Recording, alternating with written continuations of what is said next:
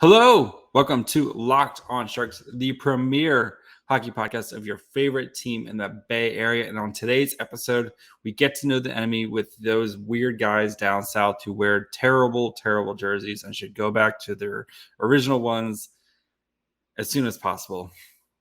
Ducks preview now. You're Locked on Sharks, your daily podcast on the San Jose Sharks. Part of the Locked On Podcast Network, your team every day.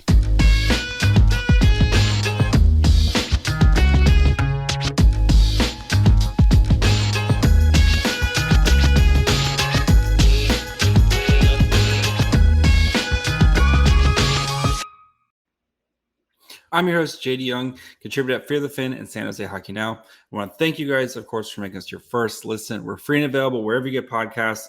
Of course, you guys can subscribe on YouTube, where we are your team every day, or at least for 3 days a week, until September 19th, when we are back to 5 episodes a week. So today's episode, we're going to get into the Anaheim Ducks, kind of check in on how their rebuild is going, kind of look at some of their young players and what's kind of expected for the Ducks as they kind of take that step, start to take those steps out of the basement and, maybe kind of start competing here soon and, kind of looking at some of the pieces that they have and, Zegras and McTavish and some of these guys who we're going to be seeing a lot of over the next couple of years. So without further ado, enjoy JD and JD. All right, and now we bring in JD Hernandez, affectionately known as JD South in the group chat, covers Locked on Ducks. JD, how's it going? It's going well, JD. A lot of stuff happening here, JD. You've got the new Ducks lined up in a row. It's going to be a fun season down here, JD. Yes, let's see how many times we can throw in JD in this episode. Please make a drinking game out of this. It's going to be fun. So We want to get to know our rivals to the south, the Ducks, who had a kind of a good start to the season last year, and then it kind of fell apart for them, unfortunately. They were kind of in the playoff running last year, and then all of a sudden things just kind of fell apart. They ended last year 76 points, 1 point behind the Sharks in 7th in the Pacific. But we're not talking about last year. No, things are coming up for our Southern Duck friends, right? They totally are. I'm even seeing some fans saying, "Are we thinking playoffs? Playoffs?" Yes. Yeah, and I can see it. But it's going to be tough to pass up Edmonton, Calgary, Los Angeles. Let's be realistic here. Yeah. But could there be a path where they can somehow get a wild card spot? It depends on the Central. It depends on how good or bad those 4th, 5th place teams are going to be. That's going to be the big question mark, JD. So let's talk about their offseason, which was a little slow to get started for the Ducks, but they did make some moves. They had a ton of cap space, and you thought that maybe this would be the offseason where they would kind of utilize some of that cap space and try to add some veterans. And they did add some guys, but it was at a much slower pace than I think everyone kind of thought. So what do you think was the biggest move for the Ducks this offseason? I think the biggest move by far was getting John Klingberg for $7 million. He's a good year. Yes. It's a weird contract, but it's also a good contract. I feel like it's a high reward contract because John Klingberg is going to bring that offensive firepower to the first line defense, something that the Ducks have sorely needed, considering they were one of the least potent offenses the last 3 seasons, really.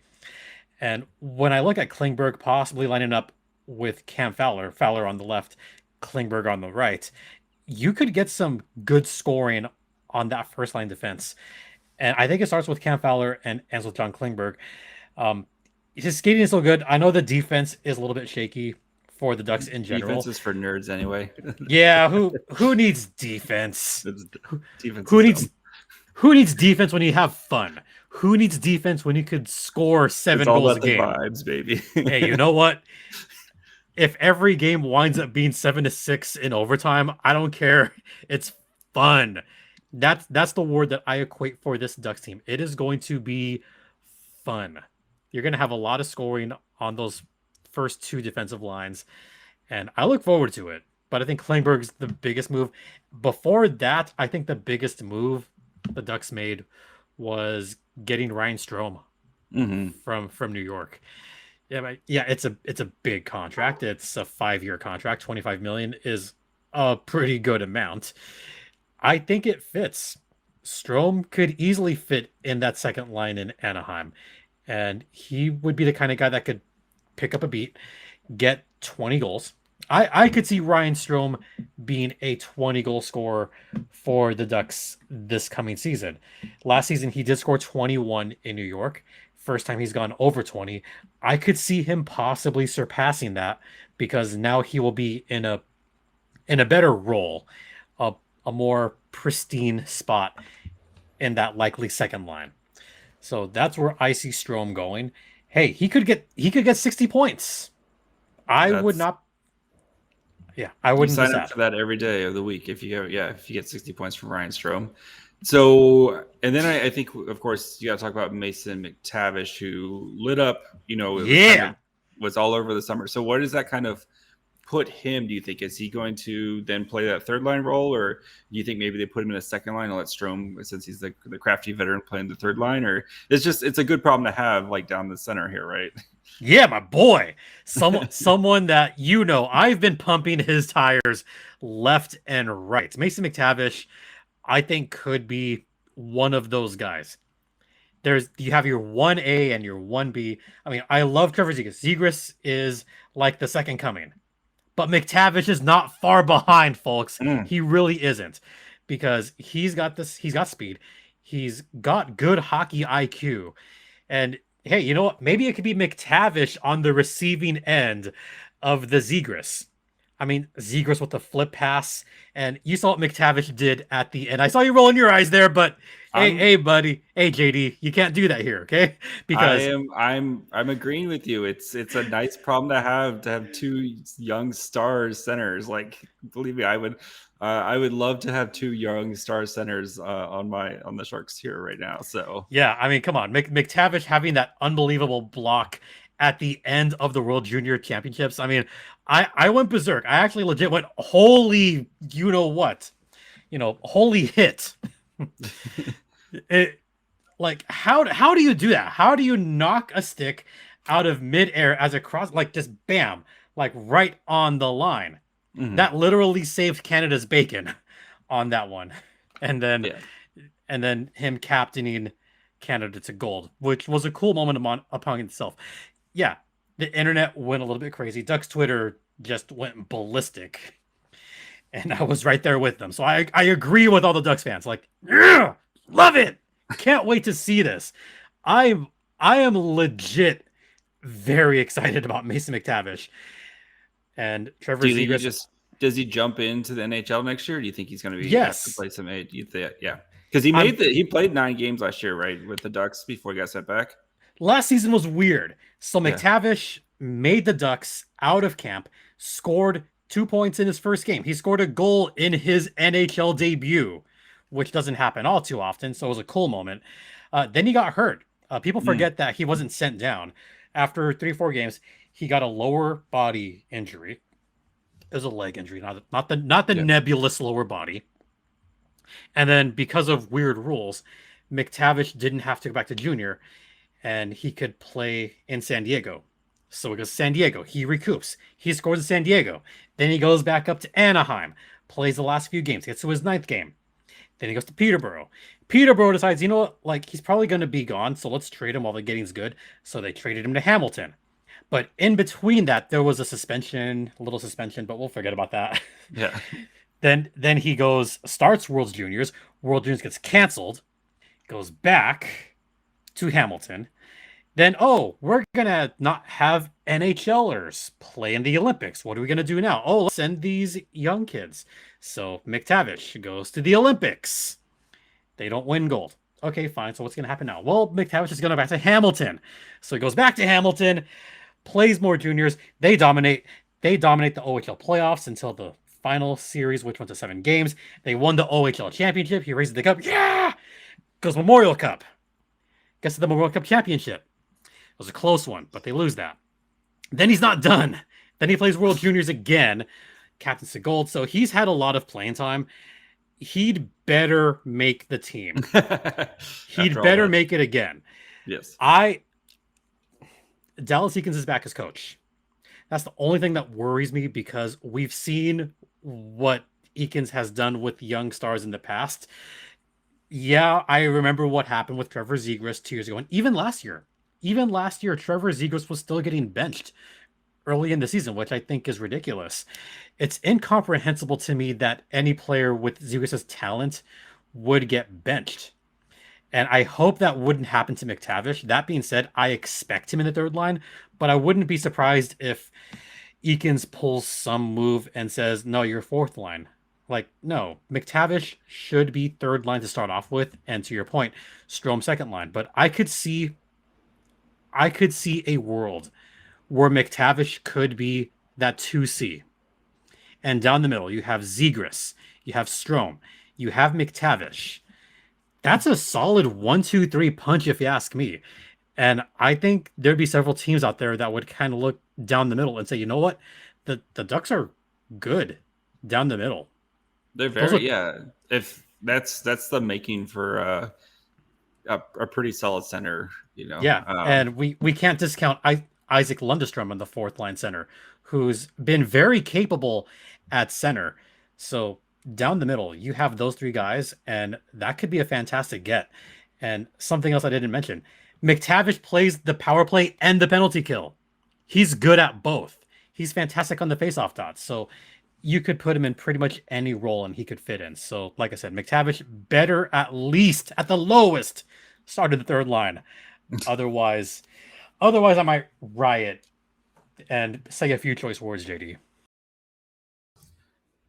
All right, guys, before we continue, we look at, how Zegras and McTavish and kind of where these guys are going to play, what's the kind of upside for the Ducks, and where and they fit in the Pacific division. Let's try that again. All right. 3, 2, 1. All right, guys, before we continue our conversation and we look at where the Ducks actually fit in the Pacific and, kind of the best case and worst case scenario for the Ducks this season, we do want to take a quick break and talk to you guys about our friends over at Built Bar. You guys know Built Bar, the best tasting protein bar on the market.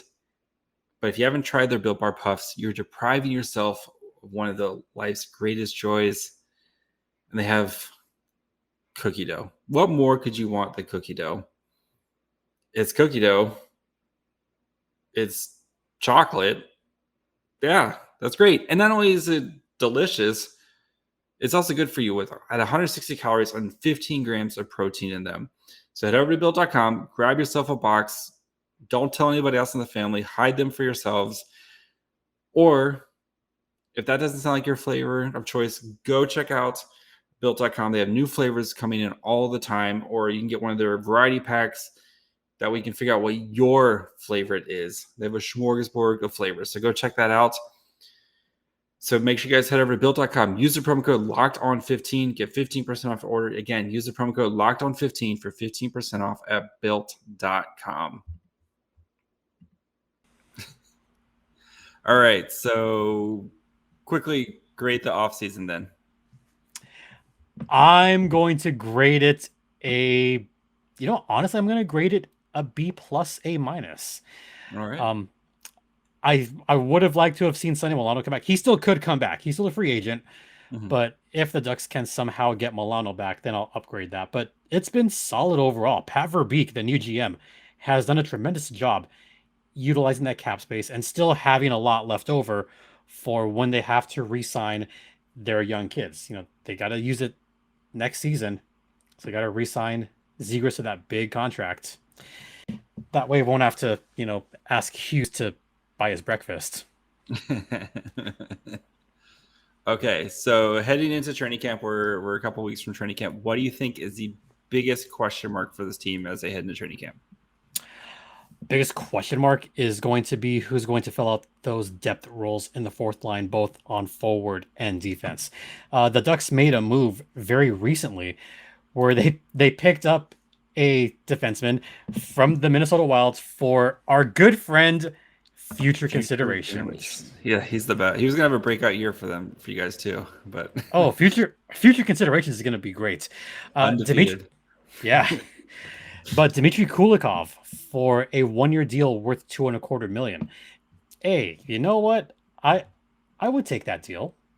I would. Dmitry Kulikov is a capable defenseman who's good in even strength defense. So could he be that great depth defenseman third line? Yeah, absolutely. Is he a little older? Yes, but is he a capable defenseman? Also, yes. With some scoring here and there, you're not going to get a whole lot of goals from him, but you're going to get capable defense, and that's what the Ducks had been missing on that side. So, yay, a defender. Woohoo!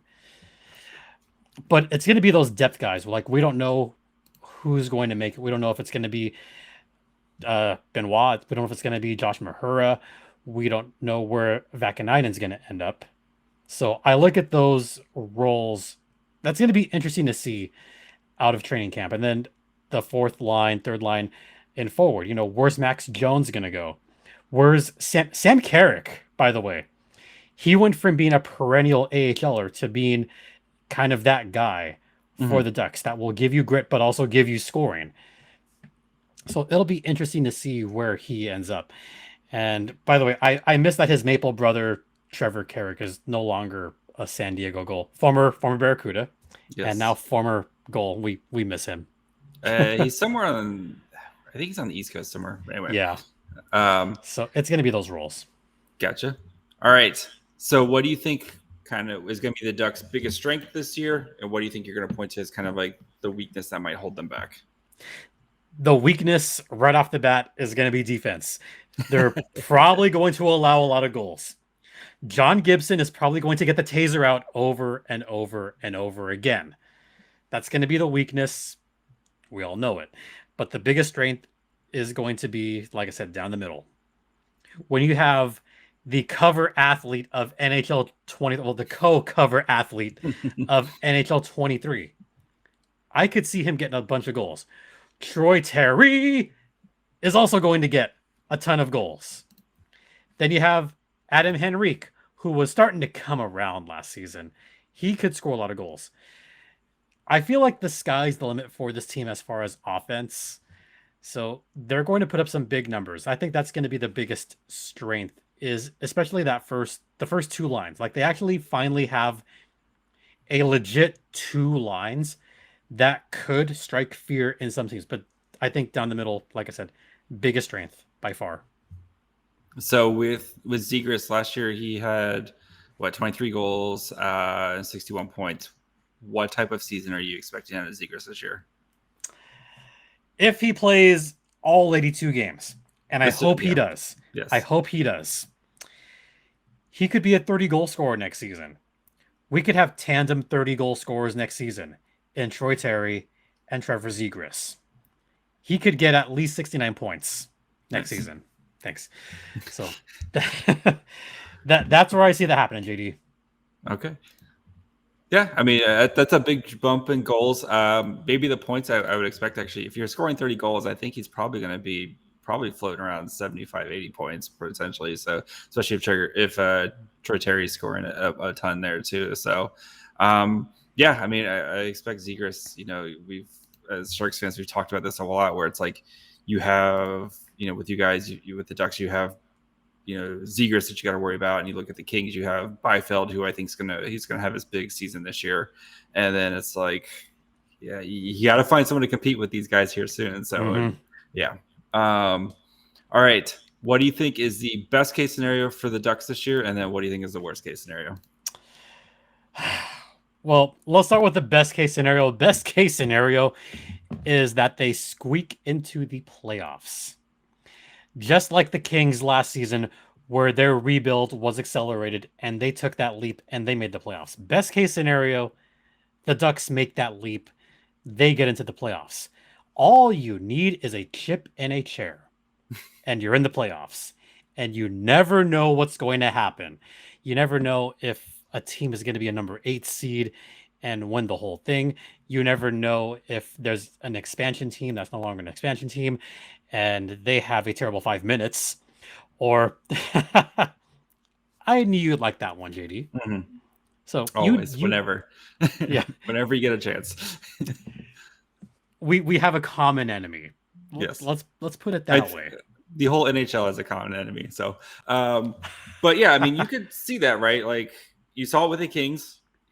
Mm-hmm. You know, other guys, they did a great job. You know, they added pieces that made sense for them. You know, the Ducks kind of did the same thing this year. You know, you take a flyer on Klingberg 1 year. If it works, it works, and then you can kind of figure out what you do next year. And then if not, you trade him at the trade deadline to somebody type of situation. If it's not working out, but you know that leans into my worst case scenario. Yeah, but like but if Zegras is as good as we expect him to be, if Mason McTavish hits the ground running, they're going to be a very competitive team. That, you know. Yeah, but my worst case scenario is somehow there's clashes that happen, and I could see clashing happening with Dallas Eakins again, because this has happened the past 3 seasons where at some point there's a clash, and you see guys losing playing time. We saw it the past 3 seasons. We don't know if that's going to happen again. That's the thing that scares me the most. Mm-hmm. And if the Ducks find themselves on the outside looking in, they could be selling at the deadline again. And if that happens, Klingberg could be the ultimate trade bait. But, you know, make lemons out of lemonade. You miss the playoffs. You have a terrible season. But at least get a first-round pick for Klingberg. But I'd rather keep Klingberg. He's great. He's a great offensive defenseman. That's the kind of player that I would rather keep for a few years than trade him. But if the worst case scenario is trade him and get a first round pick, that's not a terrible worst case scenario, because I truly believe that this team is on the rise. But, you know, it's hockey. You never know. Yeah. What's Dallas Eakins? So it's kind of weird he came back this year, right? It felt like a lot of like he was kind of done after last year. I know a lot of Ducks fans, yourself included, JD, thought that he had kind of reached the end of his rope, especially with all this young talent. Is he coming to the season on the hot seat here? He's been on the hot seat since 2020. So boy.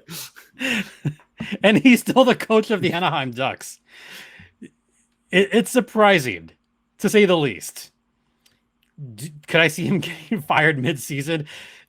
Yeah, if things go south very quickly, he could get fired. But then again, they went on a long losing streak and he kept his job. So you never know. Maybe the new GM, Pat Verbeek, will kind of see things and go, hey, you know what? Maybe he's a lame duck coach. And we wait to see who becomes available next season. So it's weird. Was I completely surprised? No. Would I have liked to have seen the Ducks get a shiny new coach right now? Yes. But at the same time, do you want to bring in a coach right now while the rebuild is still going on? So I think I could see why Eagles would come back. Mm-hmm. Is you don't want to bring in someone and say, oh, by the way, we're still in a rebuild. A lot of coaches would balk at that and say, I don't know if I want to be part of that. But if they're a year further into the rebuild going into the following season, then you could have more coaches saying, you know what? I want to be a part of this. I want to take part in what Anaheim is doing. And you might get some more suitors and might get some better suitors at that point. So I think that's the reason why he probably would still be around. But, you know, it's still a rebuild. It is. Yeah. Yeah, the end of the rebuild's coming. Like you can see, like it's coming to a close here soon. You've got your core guys. You have Owens Elwinger is going to be coming over. It looks like he's they stole another guy in the second round. It's ridiculous how good that kid's going to be. All right, guys. Before we continue and we look at where the Ducks kind of finish in the Pacific and kind of a nice talk about how this Pacific Division stacks up, let's take a quick break. and let you guys know about the Locked On NHL show. Of course, thank you guys for making Locked On Sharks your first listen every day. We'll be back next week as we continue to kind of ramp up for the season. But now for your second listen, go check out the Locked On Experts as they give you a daily 30-minute podcast on all things NHL all year long. So stay up to date on everything in the hockey world. Locked On NHL, your daily 30-minute NHL podcast. All right. What do you think is the wild card player for the Ducks this year? The wild card player. So last season, my wild card player was Troy Terry, and I can't believe I called that. My wild card player for this coming season, you know who I liked towards the end of last season, and this is going to be kind of a weird one. I liked how Isaac Lundestrum finished the season. I think he could be the wild card. He's only 22 years old. Mm-hmm. He did pick it up. He finally played a full season, and he got 16 goals. And there were some very good goals that he made, and there were some smart passes that he made. I feel like Lundestrum, even if he's in a fourth line position, I could see him possibly getting 40 points this season, which would still be a jump. But if you can get 40 points from your fourth line, from a fourth line center, I mean, 40 points might not seem like much. That's a lot. But I could see a world where he can get maybe, 16 goals again, maybe 20 assists, at least 35 points. I could see him being the guy where people notice and go, hey, you know what? There's something there. So it's not like a huge breakout, but I could see him kind of turning some heads and go, hey, where did he come from? Makes sense. So that's one of my players to watch for. And I'm always going to pump the tires of Jamie Drysdale because I feel like he did get kind of a bad beat when he first came on because he was only 18 years old and he was kind of thrown to the wolves. Now he's had a full season. Now that the Ducks have a Klingberg to go with a Fowler, and now that the Ducks have made some other moves on defense, guess what? Jamie Drysdale doesn't have to be that guy anymore. I think it takes a lot of pressure off of Drysdale to not be in the first line all the time. Yeah. And now he can be in a second line role where he could really learn, but also at the same time, he could be in a position to succeed. Yeah, he's not going to take all the tough defensive assignments and stuff. But let Drysdale cook this season. So so I could see JD getting at least 40 points this season. So from one JD to another, I think JD is Drysdale. That is. Yeah, right. I think he could have a good season this year. Gotcha. Okay. This one's gonna be hard because you have a ton to choose from. Who's the most intriguing young player on the Ducks? Because they're all intriguing. All the Ducks are young. Yes. Well, my favorite intriguing Duck. He's still young. He's only 24. My birthday twin, Troy Terry. I mean, yes, I love Trevor Zegras and I love Mason McTavish, but Troy Terry just has that place in my heart because we're birthday twins, fellow Virgos. And he's going to be intriguing coming off of an all-star season. And can he replicate that? I could see him replicating that. Hey, he could have a best case scenario season and possibly get, you ready for this? You ready? He could get 40 goals this season. Ooh. I could see it. I mean, I could too, especially if you're playing next to Zegras. I mean, I think Zegras, you had 37 last year. Troy Terry, though, he always feels like he's both a rookie and has played in the NHL for 5 years at the same time. Don't ask me how that works, but that's what every time I see him, I'm like, oh, he's a rookie and he's played in the NHL for 5 years. So that makes he's so young. He's so young. So the Ducks are gonna have. I can see why they kind of save some cap space because you're gonna have to pay Troy Terry next year, and you got to play Zegras as well. Yep. Yeah. Getting that dough. Go get that money, you kids. All right. So let's take a kind of a bigger picture. Where do the Ducks fit in the Pacific? Where do you think they finish? I see them finishing fourth. Fourth? All right. So how do you have the Pacific laid out then? All right. So now that we've had the new signings, I have Edmonton first. Makes sense. Calgary, who apparently has the best jerseys in the league. They do not. Let me roll my eyes further back. Yes. I will say I did not vote Calgary first. In no world is Calgary first. No. But I have them second in the division. I have the Kings third. I have the Ducks fourth. Guess who I have fifth? The Canucks? Yes, I have the Canucks fifth. I have Vegas sixth. 7-8 is so tough because, I mean, I've heard you say it, like you're honest about how the Sharks are going to do this season. Oh, they're gonna suck, dude. you're more than honest about it. Yeah, I'm hoping they do. I have my eyes on the prize, baby. You are team tank. I have my eyes on the prize. So you're like me 2 seasons ago, where I said team tank. Yes, and they got a McTavish out of it. I'm ready for a Bedard. If reach for the Bedards, and the worst case is you fall among the Fantillis. That's not a bad second case scenario. No. So I actually have Seattle 7th, and I have Sharks 8th.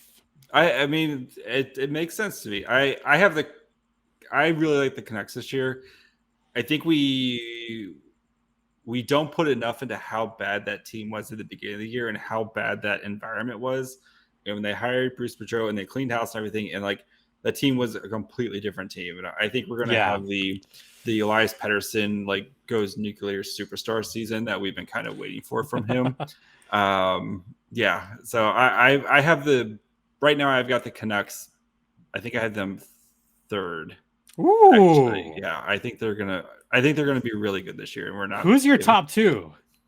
I have Edmonton 1, LA 2, Canucks 3, Calgary 4. You have Calgary 4th.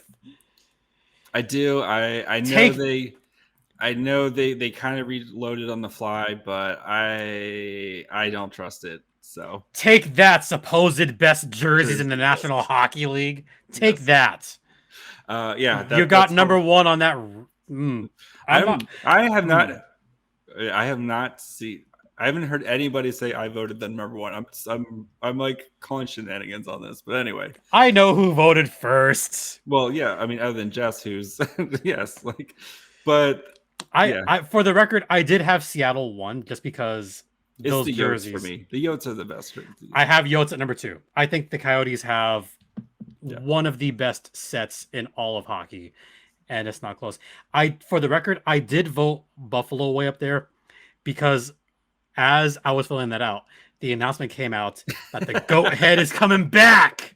Yeah. So admit it, you love the goat head. The goat head's great. It's great. So Dominic, maybe they actually start winning again. We'll see. Come on, one of my favorite goalies of all time, Dominic Hasek. Oh, he's the goat. He is the best goalie of all time. So better than Marty Brodeur. Oh, easily. Come on, that's not even close.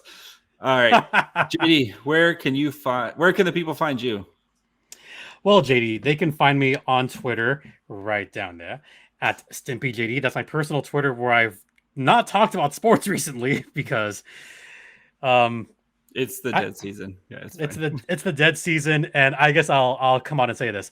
So I have a friend that used to work for the Roadrunners and the Coyotes, and she kind of said, like, you can never turn it off. Like, you're going to another sporting event, like you're going to a WNBA game while you're in Vegas. You're in Vegas.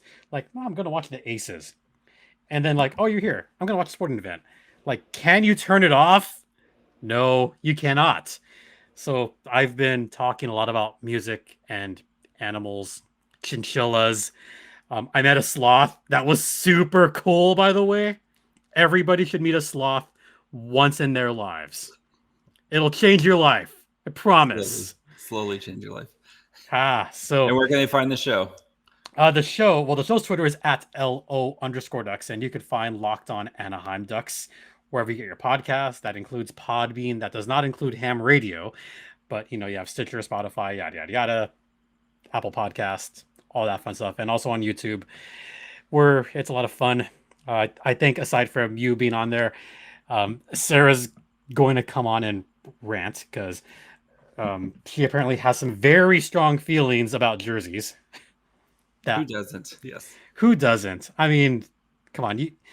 Oh, I forgot to do that for this crossover. Dang it. But I'm a big jersey head, so I talk jerseys a lot too. But yeah, fun times. Good YouTube, times. yeah. And if you go on YouTube, you could periodically see my jersey collection slowly reveal itself. All right, guys, I hope you enjoyed my conversation with JD. The Ducks are interesting because, it feels like this is kind of their year to take that kind of Kings-like jump that we saw last year. Maybe not playoff contender, but, this team has been kind of bad for the past couple of years, and they have a lot of exciting pieces, of course, with Zegras. You have McTavish, you have Drysdale, signing Klingberg to kind of help solidify the defense. If John Gibson, if we get something out of him for, if they get something out of him for the full season, like you can kind of see the pieces there starting to come together for them. So they have a ton of cap space, which who knows if they're ever actually going to spend that. But if they're bookmarking that for some of their young guys. But, I think they should be one of those kind of middle of the pack in the Pacific type of teams. I think we've seen where it's probably going to be Seattle and the Sharks battling out for the bottom, and I think the Ducks are probably in that 4 through 6, 4 if they have a pretty solid year, but that kind of battling for that 4, 5, 6 spot in the Pacific. Which, after what we've seen from the Ducks from the past couple of years, I think they would probably take that. So. Yeah, they're going to be Ducks are going to be starting to be good here soon. So, but that's going to do it for us today. So make sure you guys, of course, subscribing on Twitter, Facebook, and Instagram. Make sure you guys are following along. That way you guys know whenever new episodes come out, especially on the weekend, if we got some fun stuff coming up. We've got rookie tournament. I can't believe rookie tournament. It's going to be next weekend, which is pretty insane. So we're going to be starting to get ready for the rookie tournament. We're going to be looking at we're going to have getting into some of the Barracuda stuff here, since the Barracuda are going to be fun. So make sure you guys are following along on Twitter, Facebook, and Instagram. Subscribe, that way you never miss a podcast. So Apple, Spotify, Odyssey, wherever you get podcasts, we are there. And then, of course, subscribe on YouTube. I'm going to try to do more live stuff after the games this year, especially on the weekends, where that way you're not waiting until Monday to hear a reaction about a game that happens, Friday or Saturday night type of situation. So going to try to do more stuff on there this year, try to be more for the people, good content boy. So you can follow me on Twitter at MyFryhole. Again, when you guys are done checking out this show, make sure you guys go check out Locked On NHL. Go check out Locked On Ducks, if you want to hear another JD. And yeah, that'll be it. We'll be back next week. Bye, friends.